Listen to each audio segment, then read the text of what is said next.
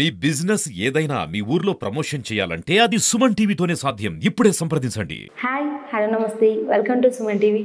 నేను మీ సుకుమారి. మన ముందైతే జనరల్ ఫిజిషియన్ అయినటువంటి బ్యూలా గ్రేస్ గారు అయితే ఉన్నారు.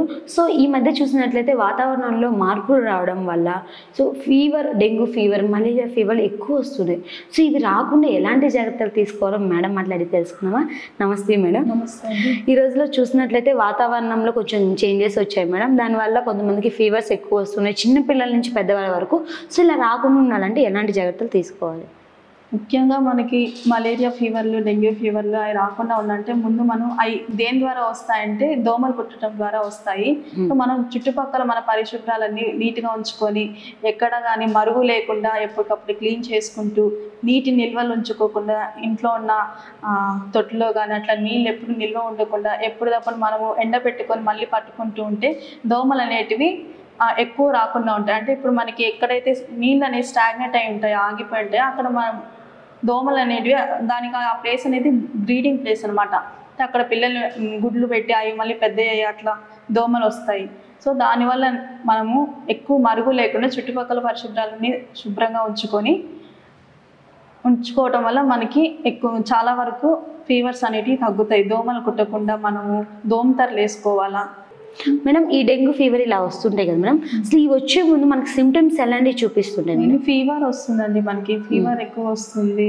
అది ట్యాబ్లెట్ వేసుకున్న మళ్ళీ తగ్గుతుంది, మళ్ళీ వస్తూ ఉంటుంది. రిపీటెడ్గా ఫీవర్ వస్తూ ఉంటుంది. బాడీ పెయిన్స్ ఉంటాయి, చాలామందికి హెడేక్ ఉంటుంది, అలాంటి వీక్నెస్ ఉంటుంది.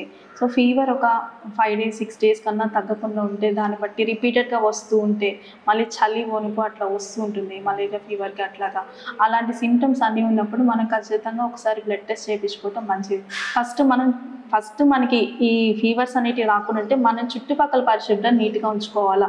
ఎక్కడ దోమలకి బ్రీడింగ్ ప్లేస్ ఉండకూడదు. మనకి గవర్నమెంట్ పరంగా కూడా మనకి Friday dried activity and vector control hygiene అనేది జరుగుతూ ఉంటుంది. అది ప్రతి ఫ్రైడే జరుగుతుంది.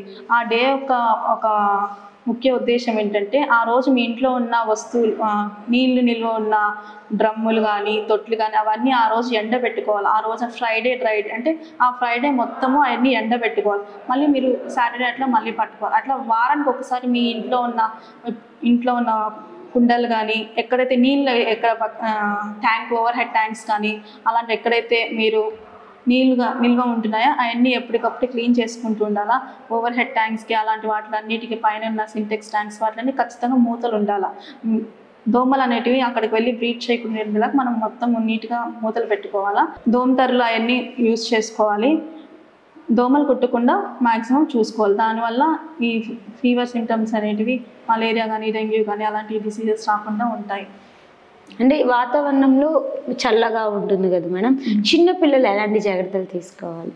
వాతావరణం చిన్నపిల్లలు ఎలాంటి జాగ్రత్తలు తీసుకోవాలంటే, ముందుగా ఇప్పుడున్న సీజన్ బట్టి కాచుకొని తాగిన వాటరే తీసుకోవాలి. హాట్ వాటర్ కాచుకొని తాగిన వాటరే తీసుకోవాలి.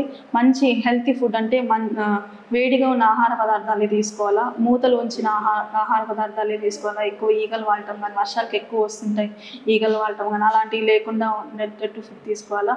అండ్ పెట్టే పేరెంట్స్ అండ్ మదర్ కూడా మంచి హైజెనిక్గా ఉండాలి. హ్యాండ్ వాష్ చేసుకొని అట్లా వాళ్ళకి ఫుడ్ పెట్టాలి. దానివల్ల చిన్నపిల్లలని త్వరగా ఎలాంటి డిసీజెస్ రాకుండా వాళ్ళకి ఉంటుంది.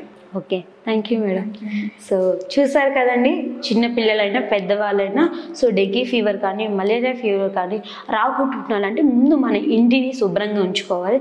చుట్టుపక్కల అన్నీ నీట్గా దోమలు రాకుండా ఉంచుకోవాలని చెప్పేసి మన మేడం అయితే చెప్తున్నారు. చిన్నపిల్లలకి వేడి పదార్థాలు కానీ హాట్ వాటర్ కానీ అలాంటివి ఇస్తే ఇలాంటివి రాకుండా దూరంగా ఉండొచ్చు అని చెప్తున్నారు మేడం. దోమతెర అలాంటివి. ఇంకెందుకు చూస్తూ ఉండండి మరిన్ని వీడియోస్ కోసం సుమన్ టీవీ. కెమెరామెన్ రాజాతో నేను మీ సుకుమారి.